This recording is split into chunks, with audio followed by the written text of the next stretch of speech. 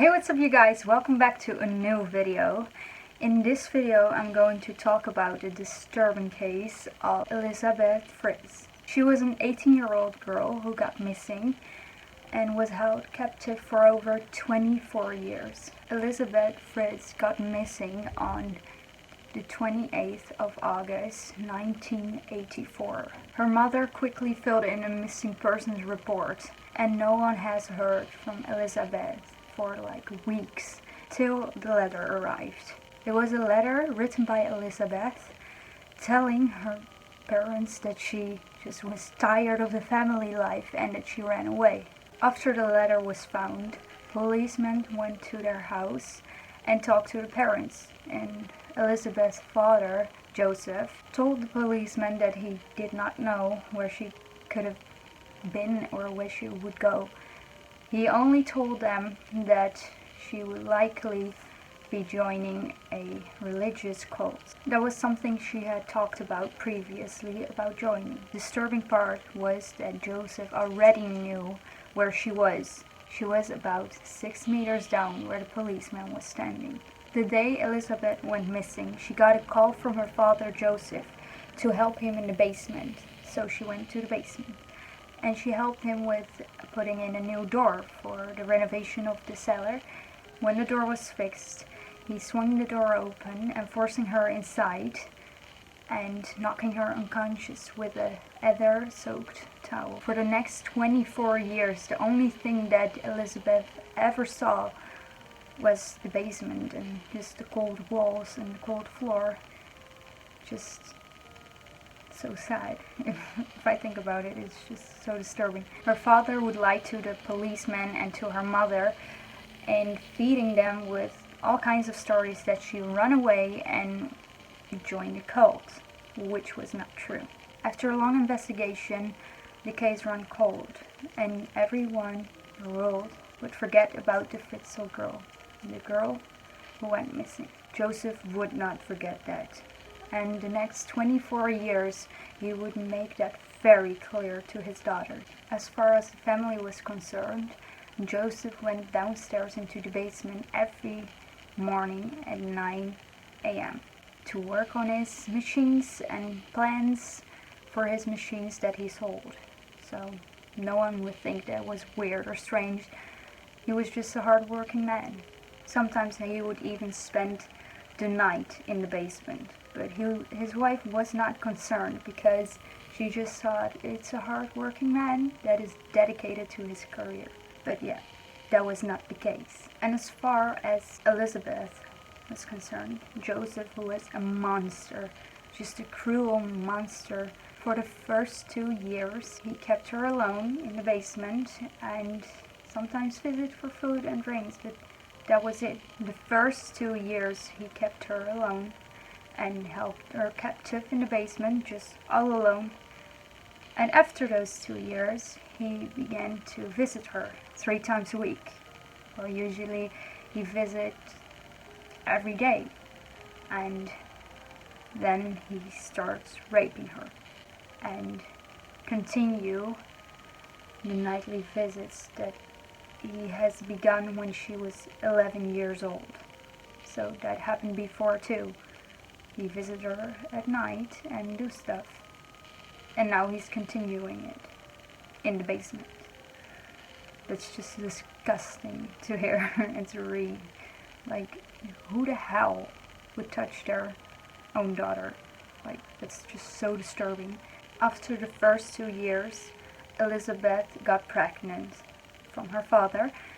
And sadly, I don't know how she felt about it, but after 10 weeks, she got a miscarriage. So she lost her baby. But then, later on, she got pregnant again. And that was a full pregnancy, and she gave birth to their little kid. The baby was born in 1988, and the name of the baby was Kirsten. 2 years later, there was another baby, because she got pregnant again. And that baby was called Stefan. Kirsten and Stefan remained in the cellar for as long as Elisabeth was held captive. Joseph bought them weekly food and water, and Elisabeth tried to teach her kids all her knowledge that she already had. Over the next 24 years, she gave birth to 5 more children. One child could stay in the basement, and one child sadly died after birth. The other 3 was given to Joseph and her mom and could live upstairs, he said to Elisabeth, but that was not the case. The other 3 babies could live upstairs with Elisabeth, her mom and dad, but that didn't really go as he told Elisabeth. He would often just put the babies outside on the doorstep or by a nearby bush and put a baby in a meat basket or something, and always put a note that Elisabeth wrote next to it, saying that she could not take care of the baby and that she would give it to her the grandparents of the baby, like her parents. Social services never questioned the babies being with their grandparents because they were the grandparents and they would just let them be raised by them. They didn't think it was weird at all, so they did nothing about it. After those 24 years, something finally happened. 2008, one of the children in the cellar got ill. So Elisabeth begged her dad to let her 19-year-old kid, Kirsten, go to the hospital and get medical attention.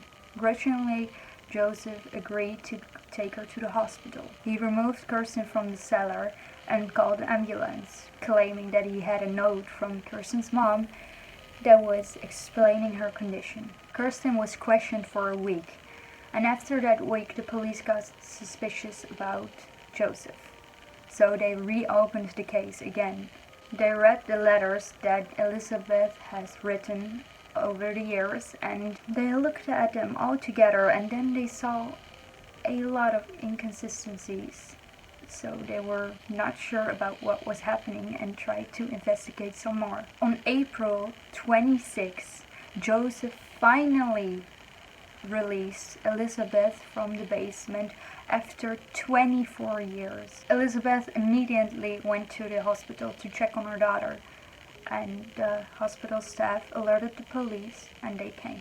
That night she was taken into custody to be questioned about her daughter's illness and the true story of her father. After she made the police promise that she would never have to see her dad again, she told her tale about 24 years of imprisonment. She told the police that she bare 7 children down there, and they were all Joseph's.